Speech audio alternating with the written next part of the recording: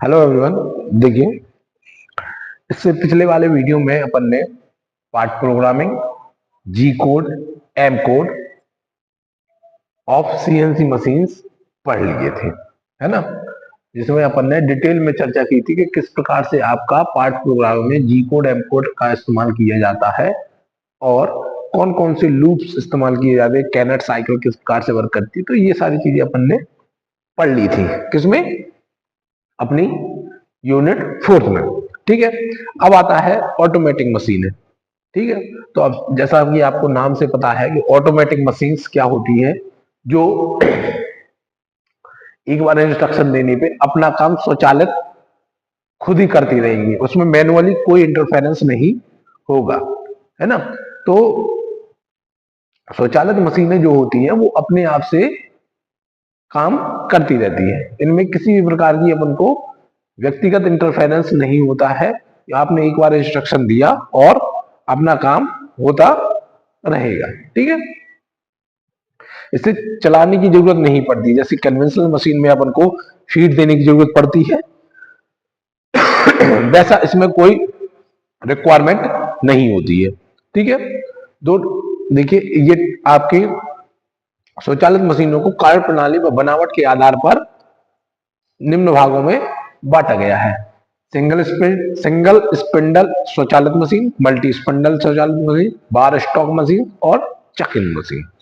ठीक है, अब जैसा आपको समझ में आ रहा है, सिंगल स्पिंडल मशीन है ना, इसमें एक ही स्पिंडल होगी, घूमने वाली चीज सिर्फ एक ही होगी, है ना। सिंगल स्पिंडल मशीन स्वचालित मशीन का उपयोग शीघ्र उत्पादन एवं मशीनिंग के क्षेत्र में होता है। इसमें लगे सभी संयंत्र कार्य प्रणाली को स्वचालित होती है। इसमें चक का आकार इतना इतना होता है, ये इसकी स्पेसिफिकेशन दी गई है आपकी किसकी, सिंगल स्पिंडल स्वचालित मशीन की। ठीक है ना।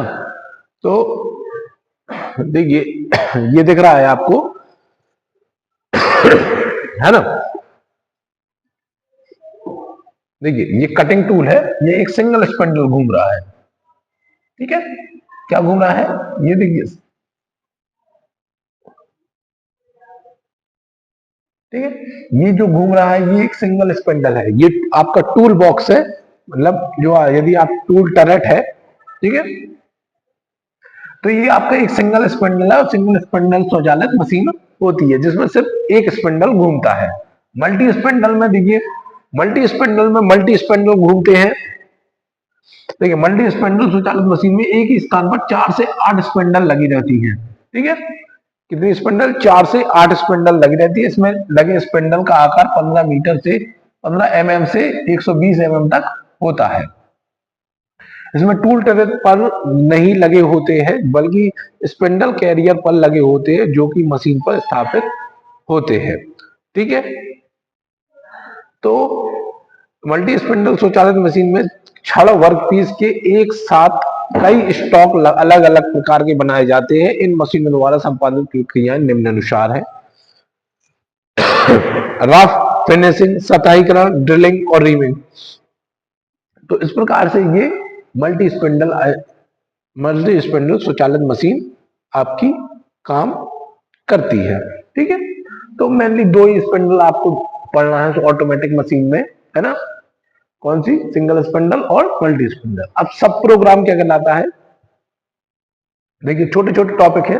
सब प्रोग्राम, जो अपन पूरा प्रोग्राम कल बना रहे थे, है ना, पार्ट प्रोग्रामिंग में अपन ने पढ़ा था कि भाई एक बड़ा सा प्रोग्राम होता है, सॉरी, एक बड़ा सा प्रोग्राम होता है। उस प्रोग्राम में आपको इंस्ट्रक्शन दिए जाते हैं और आपको प्रोग्राम परफॉर्म करता है आपकी सीएनसी मशीन। लेकिन सब प्रोग्राम में क्या होता है, सब प्रोग्राम में एक वो चीज जो बार बार परफॉर्म की जा रही है उसको ही एक बार बना दिया जाता है सब प्रोग्राम की तरह। तो बार बार यदि वही चीज हो रही है तो उसी सब प्रोग्राम को उसमें इंस्टॉल कर दिया जाता है। मेनली जो फंक्शन होता है सब प्रोग्राम का, वो आपका जो प्रोग्राम मेन प्रोग्राम होता है उसकी लेंथ कम करने के लिए सब प्रोग्राम का इस्तेमाल किया जाता है, क्योंकि बार बार वही प्रोग्राम लिखना मतलब पूरे उतने इंस्ट्रक्शन बार बार लिखना, जिससे प्रोग्राम बहुत लंबा हो जाता है। इसलिए सब प्रोग्राम का आप कर सकते हैं यूज। देखिए,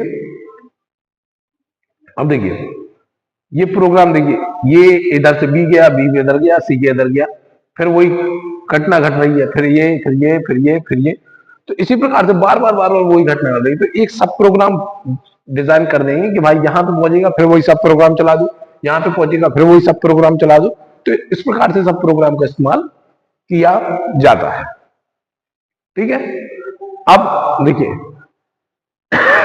इसमें भी यही बताया गया है कि सब प्रोग्राम, जो मेन प्रोग्राम होता है उसका एक सब पार्ट होता है, जिसमें बार बार चलाने से अच्छा है सब प्रोग्राम को एक बार इंस्टॉल कर दिया और बार बार पूरा प्रोग्राम ना लिख के एक सब प्रोग्राम बना दिया और सब प्रोग्राम को बार बार चला दिया।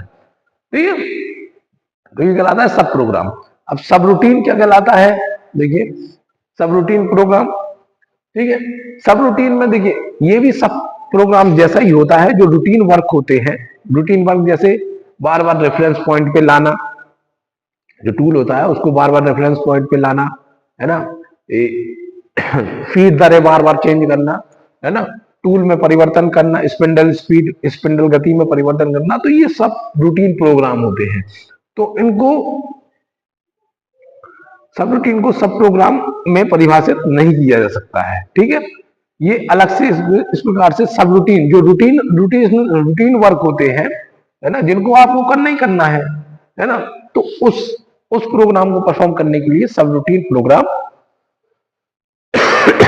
बनाए जाते हैं। ठीक है ना, जो रूटीन वर्क होते हैं उनको प्रोग्राम बनाए जाते हैं। अब ये आपको एक प्रोग्राम बताया गया है कि देखिए सब रूटीन द्वारा दो छिद्रों को ड्रिल करना है। ठीक है, तो इस प्रकार से ये प्रोग्राम बनाएगा। देखिए N1 01 sample program, N2 L1 x direction में 0.5 जाएगा, वाई डायरेक्शन में फिर एक्स डायरेक्शन में -5 जाएगा, फिर N5G80 कैनेट साइकिल कैंसिल हो गई है, ये G कोड है, फिर M कोड लगा है, M17 एंड सबऑर्डिनेट। तो इस प्रकार से पूरा जो भी आपको बनाना हो वो आप इस पे कमांड देके एक प्रोग्राम बना सकते हैं। लेकिन अब उसने बोला है सब रूटीन प्रोग्राम के द्वारा बनाना है, तो सब रूटीन जो रूटीन प्रोग्राम है, ठीक है, रूटीन प्रोग्राम देख रहे हैं, जैसे आप भाई एक्स डायरेक्शन तक 5 तक गया, फिर वाई डायरेक्शन में 5 तक गया, फिर -5 पे आया, फिर कैनेट साइकिल वो हो गई, M17 हो गया, है ना। तो इस प्रकार से ये सब ऑर्डिनेट, तो ये सब रूटीन एंड सब ऑर्डिनेट, देखिए ये लिखा ना एंड सब रूटीन, तो ये पूरा एक रूटीन प्रोग्राम है ना। इसमें लिखा डिफाइन सब रूटीन, एंड सब रूटीन, तो इस प्रकार से ये एक रूटीन प्रोग्राम हो गया। तो ये बार बार रूटीन प्रोग्राम आपको चलाना पड़ेगा। इस प्रकार से ये रूटीन प्रोग्राम चलते हैं। ठीक है, अब देख लेते हैं अपन सीएनसी मशीन के जो कंट्रोल प्रोसेस में जो सीएनसी मशीन के यूज किए जाते हैं वो कौन कौन से होते हैं? 3 मेन होते हैं। देखिए एक होता है स्विच, एक होता है एक्चुएटर, एक होता है feedback system. 3 important control panel के एलिमेंट्स होते हैं, आपके कंट्रोल प्रोसेस के 3 एलिमेंट होते हैं सीएनसी मशीन में, स्विच, एक्चुएटर और फीडबैक। ठीक है ना। तो पूरा जो इलेक्ट्रिक कंट्रोल सिस्टम जो रहता है पूरा, वो इन्हीं 3 चीजों पे डिपेंड करता है। पहला स्विच की बात कर लेते हैं अपन। स्विच सामान्यतः यांत्रिक संरचना पर आधारित होते हैं, परंतु सीएनसी मशीन में स्विच कंट्रोलिंग डिवाइस के रूप में प्रयोग होते हैं। ठीक है, स्विच काय के रूप में प्रयोग होते हैं? कंट्रोलिंग डिवाइस के रूप में प्रयोग होते हैं। सीएनसी मशीन के ऑपरेटर में प्रमुख स्विच होते हैं। ठीक है, क्योंकि स्विच आपके सिलेबस में है तो इसलिए इनको डिटेल में पढ़ाया गया है। पहला है लिमिट स्विच। ठीक है, लिमिट स्विच का उपयोग कहां किया जाता है? लिमिट स्विच अंतर्निहित संरचना द्वारा निर्मित होता है या बाहबल। अब देखिए इसमें बाहबल जल, गैस और तेल इत्यादि से सुरक्षा करते हैं। ठीक है, सीएनसी मशीन की किससे सुरक्षा करते हैं? बाहबल, जल, गैस, तेल इत्यादि से सुरक्षा करते हैं। ये आंतरिक और पर्यावरण प्रतिरोध की आवश्यकताओं वाले अनुप्रयोग एप्लीकेशन के लिए उपयुक्त होते हैं। मतलब मैकेनिकली और एनवायरमेंटल रेजिस्टेंस के लिए इसका इस्तेमाल किया जाता है। किसका? लिमिट स्विच का। ठीक है, लिमिट स्विच देखिए ये इस प्रकार से लिमिट स्विच बना होता है। लिमिट स्विच में 5 मेन कंपोनेंट होते हैं: seal, enclosure case, actuator, built in basic switch और कनेक्टर। तो इस प्रकार से ये पूरा स्विच होता है जो कंट्रोल करने का काम करता है। किसको कंट्रोल करता है? आपके ये फोर्सेस, एक्सटर्नल फोर्स, वाटर से गैस, तेल, है ना। तो इन सब से जो फोर्स जनरेट होते हैं उनको फोर्स जनरेट और इनसे पर्यावरण एनवायरमेंटल इफेक्ट ना पड़े, इन सब से कौन स्विच करता है, कौन कौन प्रोटेक्शन देता है इसको? Limit switch. किसको? सीएनसी मशीन्स को। ठीक है। अब दूसरा, है ना, अब देखिए एक्चुएटर लिमिट स्विच ऑपरेशन का प्रमुख भाग होता है। जो एक्चुएटर इसमें लिखा है ना, एक्चुएटर, एक्चुएटर, देखिए एक्चुएटर लिमिट स्विच का प्रमुख भाग होता है। इसके द्वारा बाह्य बल को स्थानांतरित करने करके ऑन ऑफ ऑपरेशन होता है।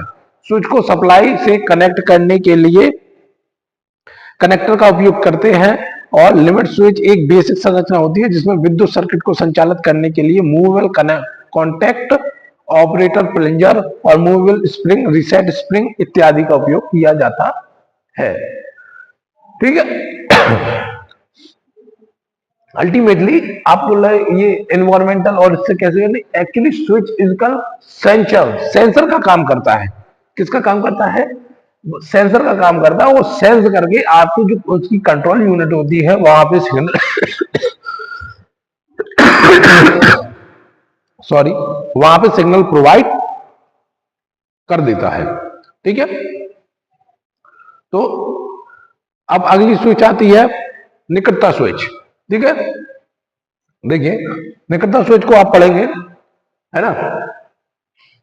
निकटता स्विच वह स्विच होता है जिसमें किसी वस्तु की निकटता का पता लगाया जाता है। गैर संपर्क सेंसर की भांति कार्य करता है।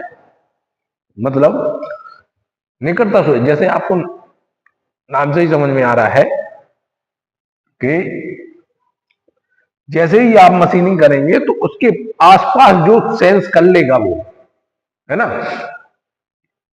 सेंसर का जो काम रहता है वो काम करता है आपका कौन सा? निकटता स्विच, प्रॉक्सिमेट स्विच।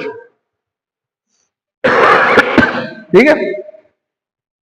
दूसरा है, तीसरा फीडबैक सिस्टम।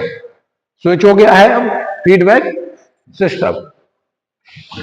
ये क्या काम करता है? देखिए सीएनसी मशीन में फीडबैक सिस्टम के अंतर्गत sensor positioning, orientation, temperature, forces इत्यादि का मापन करके पुनः इनपुट सप्लाई या नियंत्रण प्रणाली का महत्वपूर्ण अवयव होता है। मतलब फीडबैक है आपका, कितना फोर्स लग रहा है, कितना टेम्परेचर है, कितना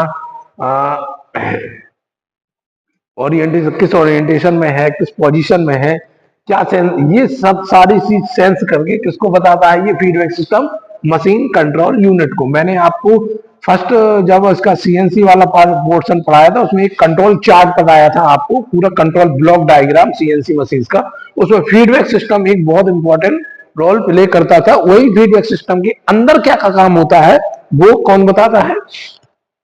वो कंट्रोल सिस्टम में काम किया जाता है। ठीक है। तो ये सारे आपके जो मेन एलिमेंट थे आपके कंट्रोल प्रोसेस के, किसके? सीएनसी मशीन के, वो सारे सिस्टम ये है। अब सर्वो नियंत्रण प्रणाली। अब सर्वो नियंत्रण प्रणाली मैंने आपको बताया था, सर्वोमीटर, एक सर्वो मोटर लगी रहती है जो स्पिंडल को घुमाने का कार्य करती है, मैंने आपको पहले बताया था।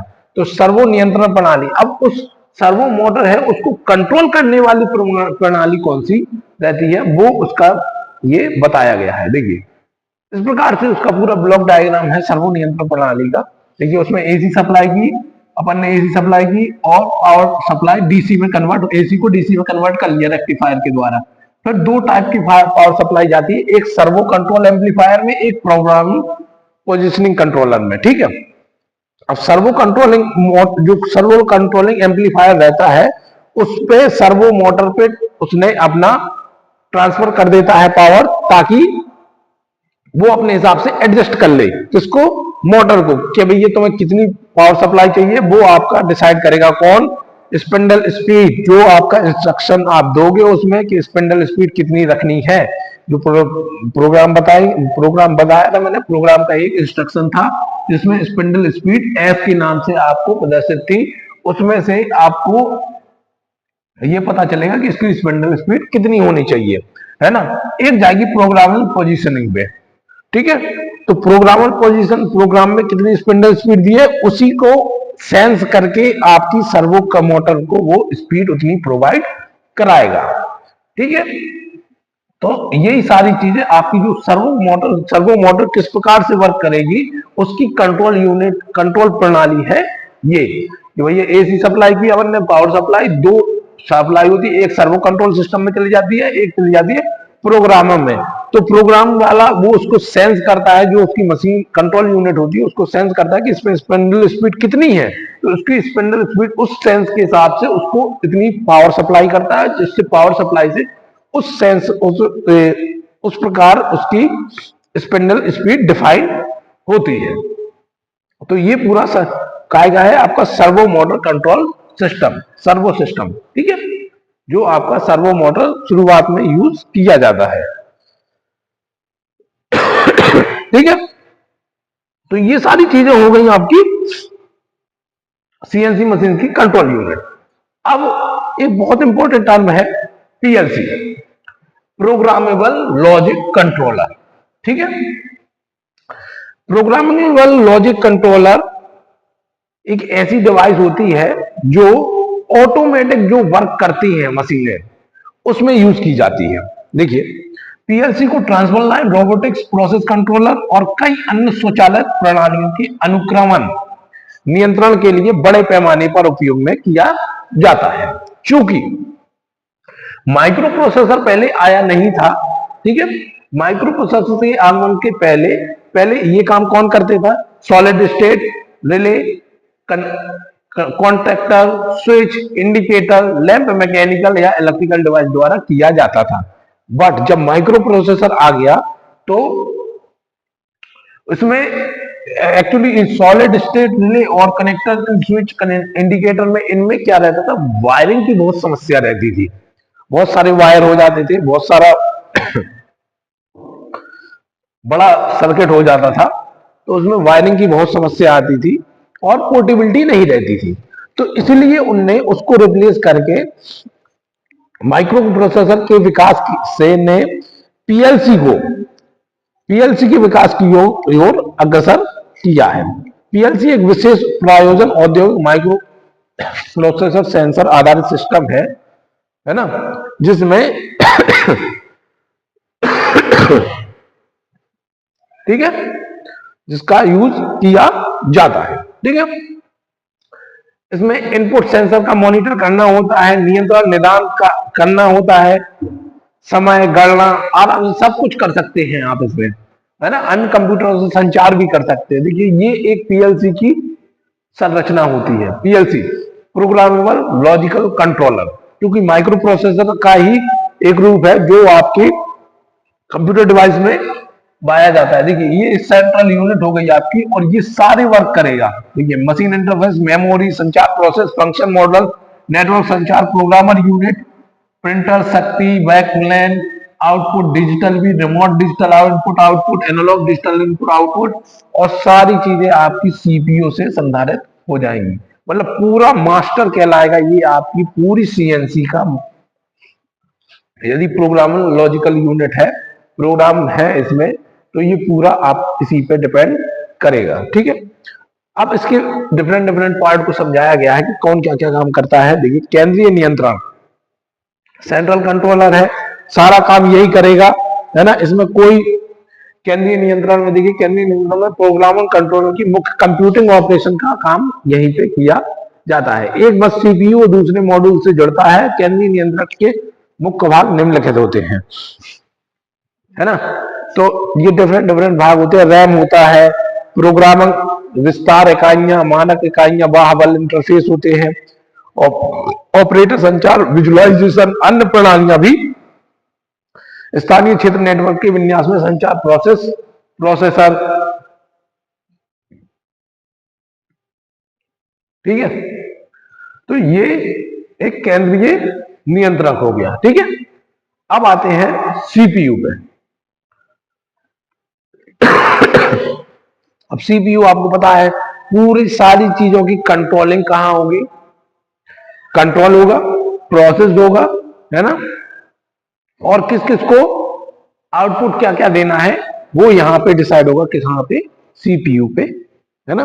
संचार प्रोसेस, अब सीपीयू में उसने प्रोसेस कर लिया है, अब किसको कहां कैसा उसको आउटपुट देना है वो संचार प्रोसेस देखेगा। संचार प्रोसेसर स्वतंत्र निम्नलिखित डाटा का संचार करता है, ठीक है, जैसे प्रिंटर पे, कीबोर्ड पे, सीआरटी पे, सुपरवाइजर कंप्यूटर सिस्टम पे, अन्य प्रोग्राम करने योग्य नियंत्रक होता है, ठीक है। प्रोग्राम और डाटा मेमोरी, ठीक है, वो रैम में और ईपी रैम में स्टोर्ड होती है। इनपुट आउटपुट डिवाइस आप समझ सकते हैं, इनपुट आउटपुट होता है, डिजिटल भी इनपुट आउट होता है, एनालॉग भी इनपुट आउटपुट होता है ना, डिजिटल, डिजिटली और एनालॉग। तो ये सारे आपके पीएलसी के डिफरेंट पार्ट होते हैं। अब चले प्रोग्राम में कर लेते हैं। बाहरी प्रोग्रामिंग इकाइयों का उपयोग सीपीयू प्रोग्राम में मेमोरी में प्रोग्राम डाउनलोड करने के लिए किया जाता है। बाहरी प्रोग्रामर कई ग्राफिकल रूप से प्रोग्राम एंट्री की सुविधा प्रदान करते हैं। प्रोग्रामिंग की दस्तावेजीकरण के उद्देश्य से प्रिंटर्स को प्रोग्राम से जोड़ा जाता है, ठीक है। अब देखिए ये जो पीएलसी का डिफरेंट अवयव है, होता क्या है, देखिए सेंसर में, देखिए ये इन्वेस्ट मॉड्यूल है, ये शक्ति प्रदायी है, यहां से आपको दिया, ठीक है, इसने प्रोसेसर की प्रोसेस किया, और ये इनपुट मॉड्यूल है, ये आउटपुट मॉड्यूल है, ठीक है। तो इस प्रकार से push button, connector, limit switch, इस प्रकार से ये पूरा पीएलसी वर्क करता है। ये इतने अवयव होते हैं आपके पीएलसी में, पीएलसी प्रोग्रामिंग लॉजिक कंट्रोलर। ये आपकी कंट्रोल यूनिट, जो कंट्रोल यूनिट वाला पोर्शन था सीएनसी का, उसके अंदर की बात हो रही है ना, पीएलसी की।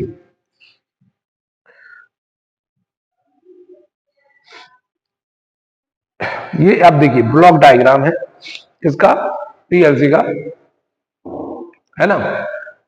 देखिए इन्वेस्टिंग मॉड्यूल, आपने जो भी आपको इन्वर्टर आपको वो देना है, इनपुट देना है, वो स्विचों के द्वारा दिया जाएगा, है ना।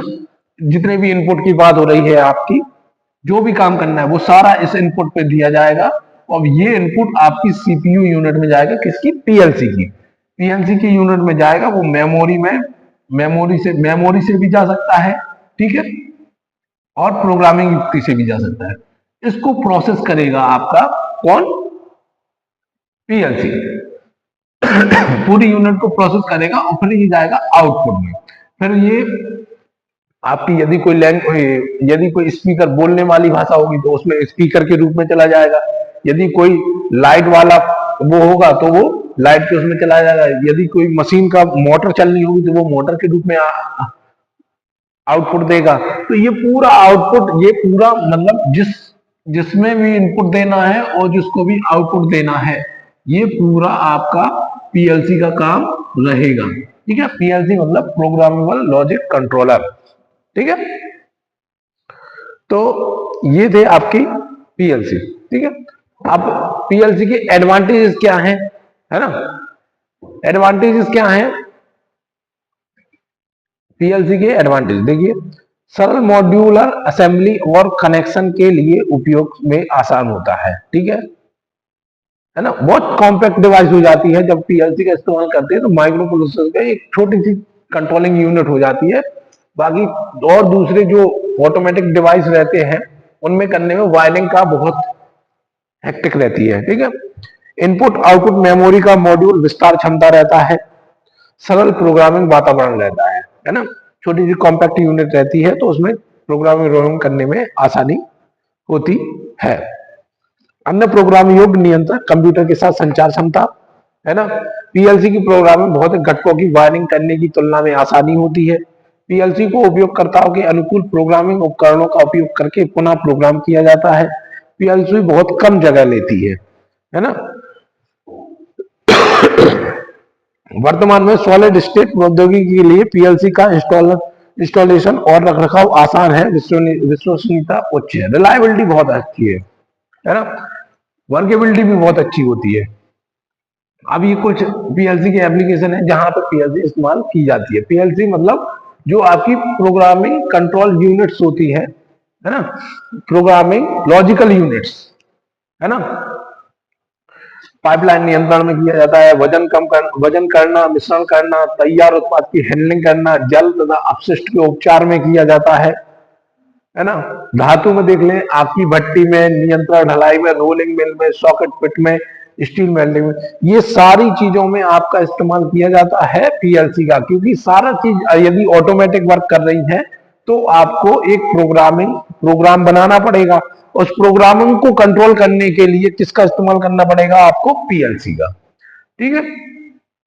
मैन्युफैक्चरिंग में देख लीजिए, असेंबली है, विद्युत लेपन है, वेल्डिंग है, मोल्डिंग है, कास्टिंग है, फैब्रिकेशन, जहां भी ऑटोमेटिक वर्क परफॉर्म किया जा रहा है वहां पे आपको प्रोग्राम बनाने की जरूरत पड़ेगी, और जहां प्रोग्राम को आपको संचालित करना है वहां पे आपको प्रोग्रामर लॉजिक कंट्रोलर की आवश्यकता पड़ेगी, इसलिए आपको पीएलसी का पार्ट पढ़ाया गया है। ठीक है, तो ये सारे एप्लीकेशन थे आपकी, है ना, पीएलसी में। यहाँ पे आपकी पीएलसी यूनिट 4 आपकी यहाँ पे खत्म हो जाती है। ठीक है, इतना ही है आपकी यूनिट 4 में। इसकी अगले वीडियो में अपन यूनिट 5 की चर्चा करेंगे, जिसमें आपकी स्पेशल पर्पज मशीनिंग है और मेंटेनेंस के कुछ चैप्टर हैं। ठीक है, तो आज के लिए इतना ही। ठीक है, मिलते हैं अपन अगले वीडियो में। Thank you.